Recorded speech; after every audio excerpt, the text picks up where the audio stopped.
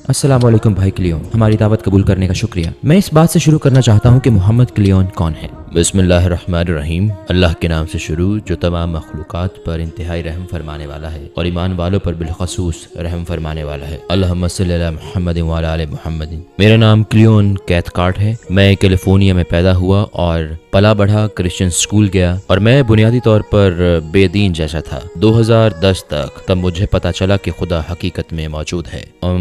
अल्हम्दुलिल्लाह बुनियादी तौर पर वो मेरे हवास में आने का इंतज़ार कर रहा था।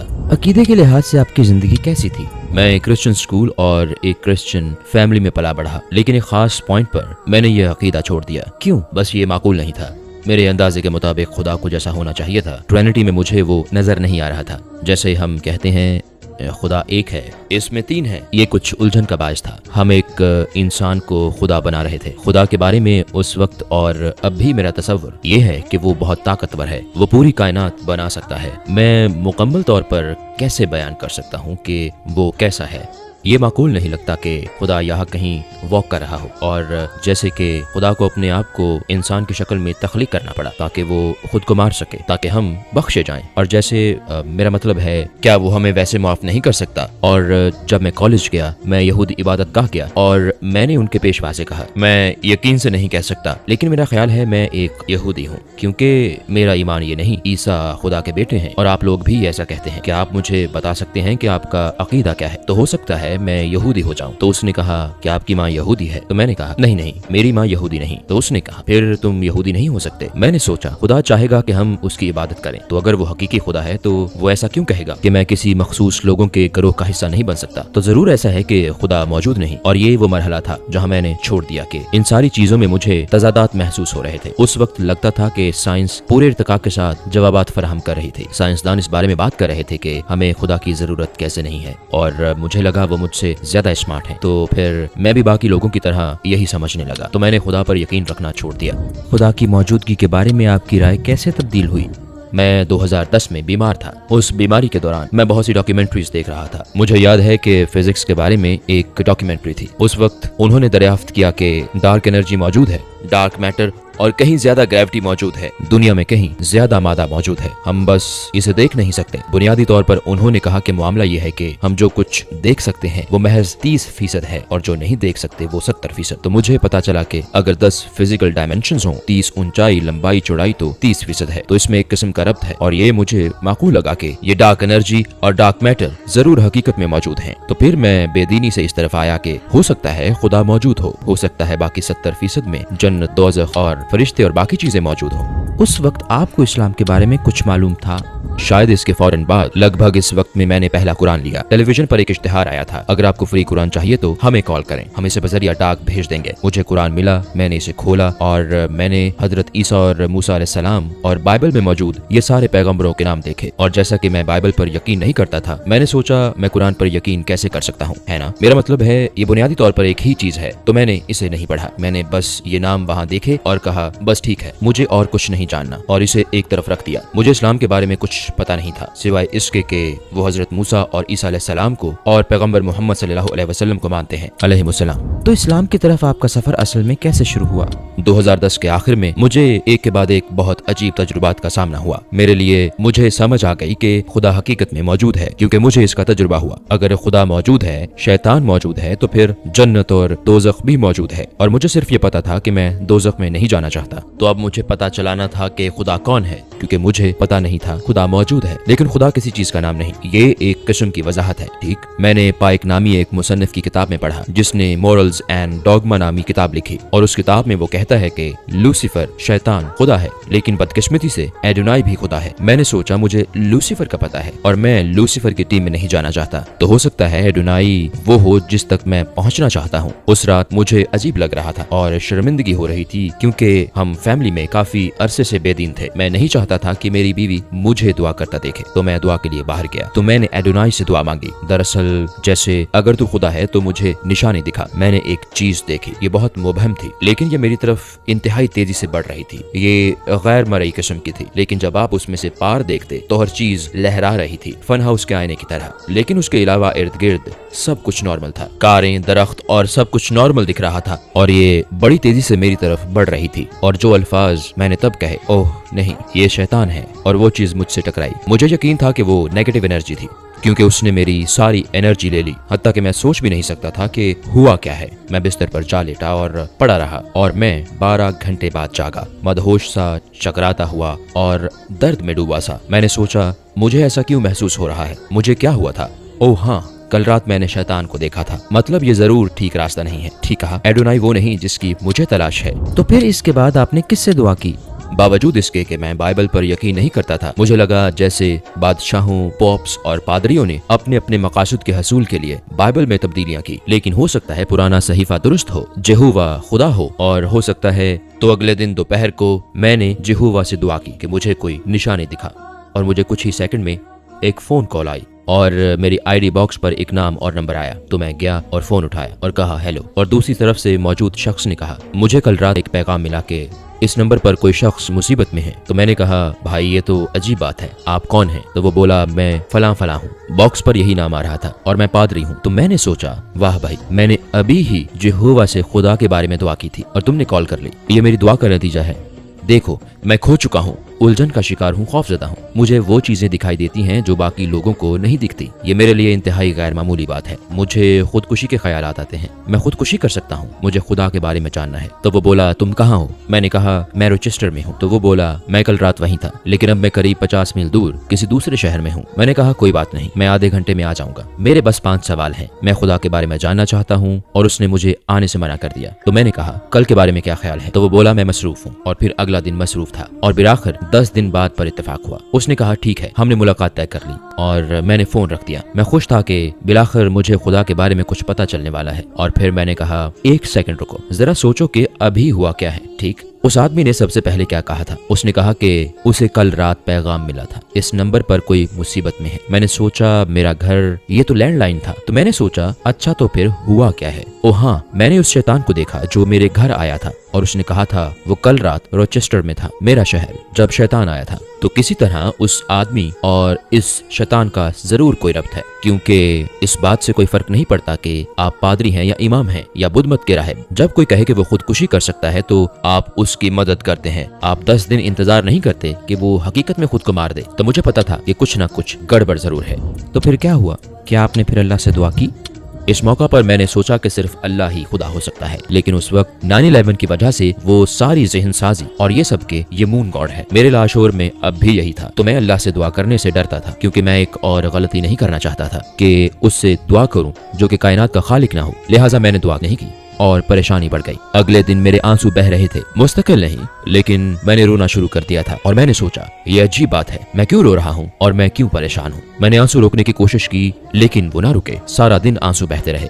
जुमे की सुबह मैं उठा तो मेरा बिस्तर गीला था। तो मैंने सोचा, ये क्या हो रहा है? मुझे अंदाजा हुआ कि मैं सारी रात रोता रहा हूँ, इसलिए बिस्तर भीग गया है। मेरा बिस्तर आंसुओं से तर है। इंतहा की परेशानी थी, मैं अल्फाज में बयान नहीं कर सकता। मेरी बुरी हालत थी। उस वक्त हमारे जहन में वैसे ख्यालात आते हैं जैसे आपके दिमाग में चल रहा होता है। मैंने सोचा, इस हालत में जीने का क्या जवाज है? तो मैंने सोचा, मैं खुद को जानता हूँ, ये ठीक है, इस हालत में जीने का कोई फायदा नहीं, मैं क्या कर सकता हूँ? और फिर मेरे जहन में ख्याल आया, तुम्हें खुद को मार देना चाहिए। और मैंने सोचा, पता है क्या, ये ठीक है, इससे मेरा मसला हल हो जाएगा। मैं खुद को मारकर इस परेशानी से निजात पा सकता हूँ। और फिर मैं इसका बंदोबस्त करने लगा कि आप खुद को कैसे मारते हैं। और मैं इस नतीजा पर पहुंचा कि इसका बेहतरीन तरीका बहुत सी ड्रग्स इकट्ठी लेना है। आपको तकलीफ नहीं होती, फिर आप जंगल के बीचों बीच मर जाते हैं जहाँ आपको जानवर खा सकते हैं और आपका जिस्म खत्म कर सकते हैं। और ये एक आसान हल है। और फिर मुझे एक और ख्याल आया, जहन में आया कि मून के बारे में क्या ख्याल है। और फिर मैं दीवाना सा हो गया। मैंने कहा, ओह ये ठीक है, खुदा वाकई मौजूद है। अगर तुम खुद को मारोगे तो दोज़ख में जाओगे। मैंने सोचा, मतलब जैसे अगर शैतान खुदा है, जैसा कि कुछ लोग चाहते हैं कि आप ऐसा मान लें, और मैं खुद को मार दूं, तो मैं दोज़ख में जाऊंगा और मैं वहां उससे मिलूंगा। तो खुद को मारने से पहले क्यों ना एक चांस लिया जाए और उस अल्लाह से दुआ की जाए, क्योंकि हो सकता है आप गलत हो। पहले भी तो बहुत सी बार मैं गलत था। मुझे याद है सुबह के 10 बजे थे, जुमा की सुबह, और मैं खड़ा हुआ, मेरी आंखों से आंसू जारी थे। और मैंने कहा, अल्लाह, मैं गुम हो चुका हूँ, मैं उलझन का शिकार हूँ। मुझे ऐसी चीजें नजर आती हैं जो बाकी लोगों को नहीं दिखती। मैं इतना परेशान हूँ कि बयान नहीं कर सकता, और मैं खुद को मार देने पर तैयार हूँ। और अगर तू खुदा है तो तू ये जानता है। मुझे नहीं पता कि मुझे ये ऊंची आवाज में क्यों कहना चाहिए। मैं नहीं जानता तूने अभी तक मेरी मदद क्यों नहीं की, लेकिन मैं तुझसे भीख मांग रहा हूँ। अगर तू खुदा है तो मदद फरमा, मुझे कोई निशानी दिखा, मेरी मदद कर। और ऐन उसी वक्त मुझे लगा जैसे मेरा दिल एक गुब्बारा हो और अल्लाह ताला उसमें हवा भर रहा हो, और उससे वाकई मेरा सीना फैल गया और ये किसी ऐसी चीज से भर गया जिसे मैं मोहब्बत ही कह सकता हूँ। और ये एक साइन वेव की तरह मेरे दिल से बाहर निकले। ये बहुत अजीब था, लेकिन उसके साथ साथ साइंसी भी था और मैं इसे महसूस कर सकता था। मेरे दिल से मेरे हाथों की तरफ और ऊपर सर की तरफ और मुड़ के पीछे कमर की तरफ, और यूं था जैसे मोहब्बत की लहरों ने मेरे जिस्म को पुर कर दिया हो, सिवाय मेरे दिल के। दिल जैसे एक सितारे की तरह था, जैसे उसे मोहब्बत की शिद्दत ने रोशन कर दिया था। ये थोड़े से वक्त के लिए था। ये वो पहला लम्हा था जब मुझे पता चला कि खुदा अल्लाह है। मुझे इस्लाम के बारे में कुछ भी नहीं पता था, लेकिन मुझे पता था कि ख्वाह कुछ भी हो, मैं अल्लाह की टीम में आना चाहता हूँ। इसका जो भी मतलब हो, मैं इसमें शामिल हूँ। तो आपने इसके बाद क्या किया? वहाँ एक रेस्टोरेंट था जिसे कुछ पाकिस्तानी लोग चलाते थे। उनका खाना बहुत अच्छा था और मैंने देखा था कि वो मुसलमान है। मैं पहले वहाँ गया था, तो मैं इस्लाम के बारे में सीखने के लिए वहाँ गया।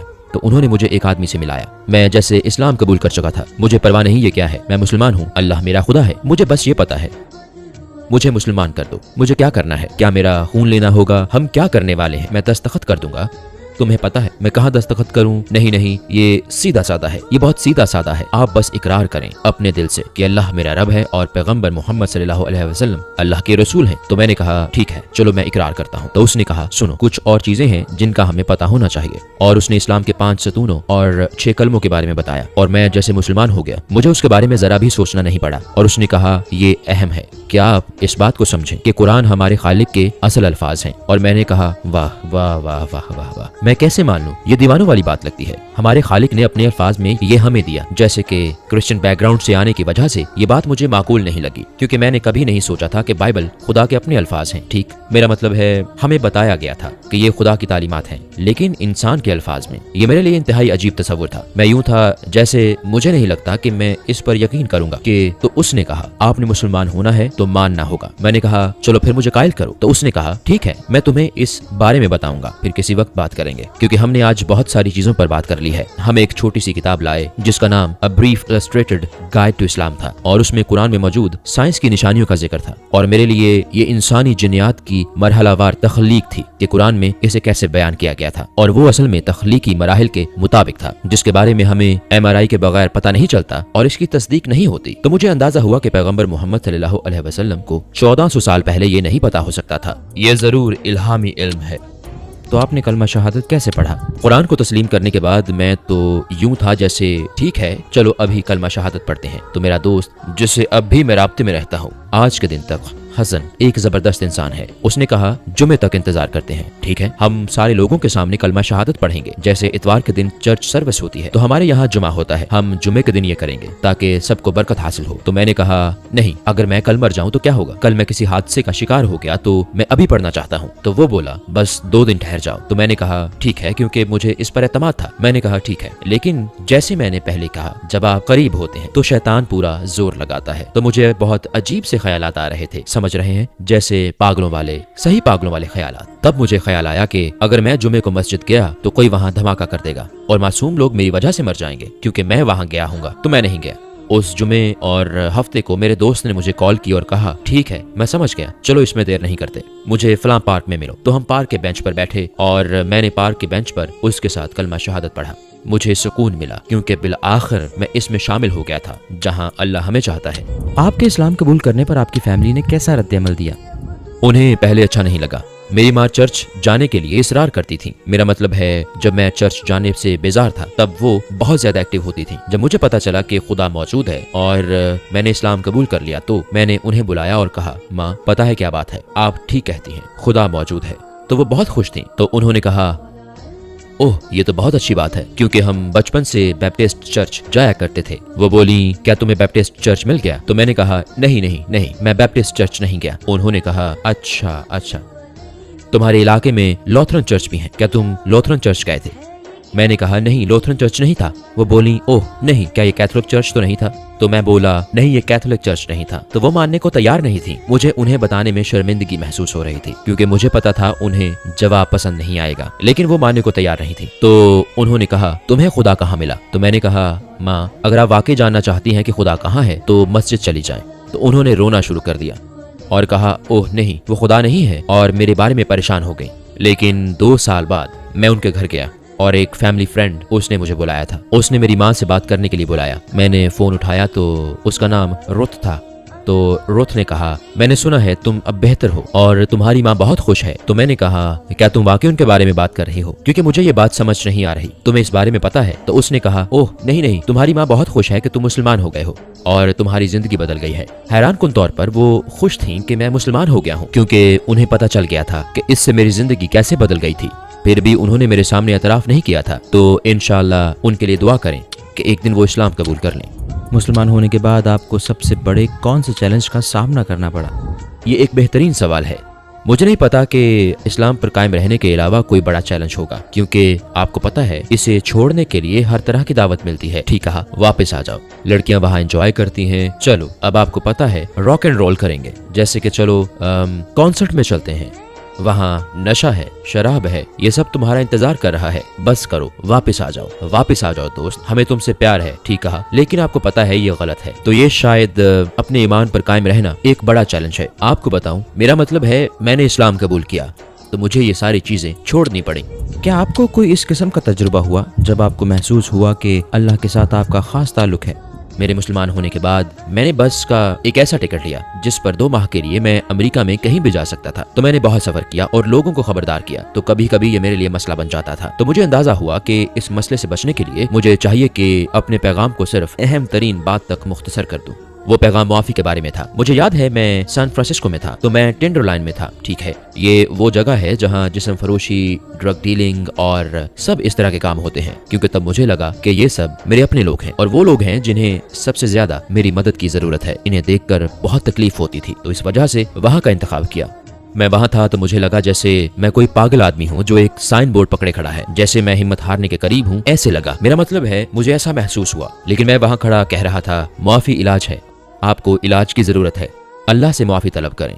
तो लोग मेरे पास आते और कहते मैं कितना पागल हूँ, और वो मुझे कोसते और कहते कि वो मुझे वहाँ नहीं देखना चाहते, और वो कहते यहाँ से दफा हो जाओ। मैं वहीं खड़ा रहता और अपना काम जारी रखता। तकरीबन 5-6 घंटे के बाद आप थक जाते हैं और मुझे याद है मैं कहता, ये बेवकूफी है, तुम क्या कर रहे हो, तुम पागल हो। वो ठीक कहते हैं, तुम यहाँ खड़े हो, उन लोगों से खुदा की बात कर रहे हो, इन्हें खुदा की कोई परवाह नहीं, क्या कर रहे हो, यहाँ से चले जाओ। और ये वो लम्हा था पहले दिन जब मैं मुड़ा तो वहाँ एक बूढ़ी औरत खड़ी थी। वो बोली, आपका शुक्रिया, जो कुछ तुम कर रहे हो इसके लिए शुक्रिया।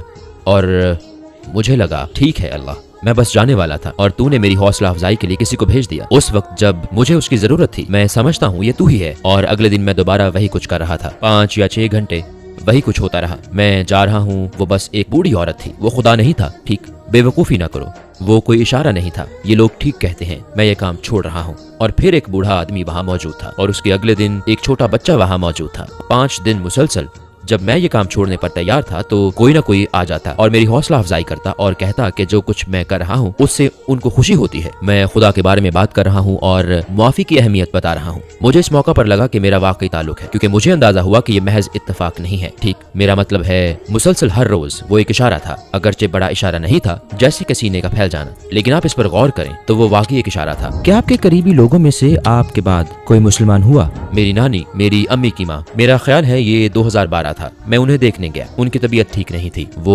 86 साल की थी और पुराने घर में थी, और मेरी अम्मी उन्हें देखने के लिए मुझे साथ ले गईं। जब मैं मिलने गया तो वो बोल नहीं सकती थी, वो अल्फाज अदा नहीं कर सकती थी, वो व्हील चेयर पर थी, लेकिन उन्होंने मुझे देखा तो वो रो पड़ी। मैंने कहा, नानी आप क्यों रो रही हैं? वो बोल नहीं सकती थी लेकिन वो कुछ कहना चाह रही थी। तो मैंने कहा, देखें मेरा ख्याल है मुझे पता है, चलें खुदा के बारे में कुछ बात करते हैं। तो मैंने कहा, बात ये है कि मेरी आंटी आएंगी, वो कोशिश करेंगी कि आप पैगंबर ईसा अलैहिस्सलाम की इबादत करें, तो ऐसा ना करना क्योंकि ये तौहीन है, ये शिर्क है, किसी और की इबादत करना पहले हुक्म की खिलाफ वर्जी है। और मैंने उन्हें बताया, मैंने कहा, देखें पैगंबर मोहम्मद सल्लल्लाहु अलैहि वसल्लम हकीकत में नबी हैं और आज जमीन पर इस्लाम खुदा का सही दीन है, हमें इसी को फॉलो करना चाहिए। तो जैसे जैसे मैं ये कहता उनके आंसू ज्यादा होते जाते।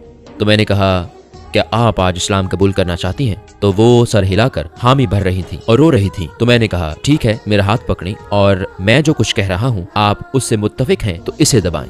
मैंने उन्हें कलमा शहादत पढ़ाया। इंशाअल्लाह आखिरत के दिन, मेरा मतलब है मेरी नानी कामयाब होंगी। मैं एक इदारे के साथ फिलिपाइन में तबलीग के काम पर था और हम जेलों में जाते थे, तो वहाँ हम कुरान के बारे में बताते اور بتاتے کہ اللہ ہم سے کیا چاہتا ہے، تو بہت سے لوگوں نے کلمہ شہادت پڑھا۔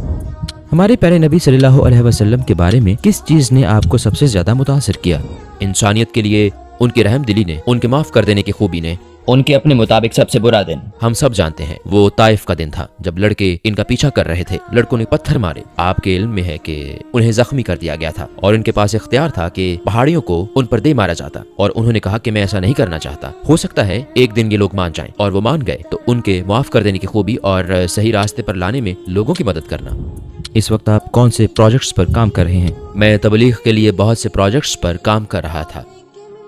امریکہ میں میرا ایک اسپیشل پروجیکٹ ہے، فرقان فاؤنڈیشن کے ساتھ فرقان پروجیکٹ، جس میں وہ انگریزی زبان میں قرآن تقسیم کرتے ہیں۔ میرا خیال ہے یہ تقریباً 6 لاکھ قرآن تھے جو انہوں نے پہلے ہی تقسیم کر دیے تھے، اور اب میرے مطابق یہ 1.6 ملین ہو گئے ہیں، اور میرا گول ہے کہ 2.6 ملین یا اس سے زائد تعداد تقسیم کرنے میں ان کی مدد کروں، کیونکہ مجھے اسی ادارے سے اپنا پہلا قرآن ملا تھا۔ جن لوگوں کو قرآن کی ضرورت ہو یا جنہیں قرآن چاہیے ہو، ان تک قرآن پہنچانے کے لیے یہ بہت اچھا کام کرتے ہیں۔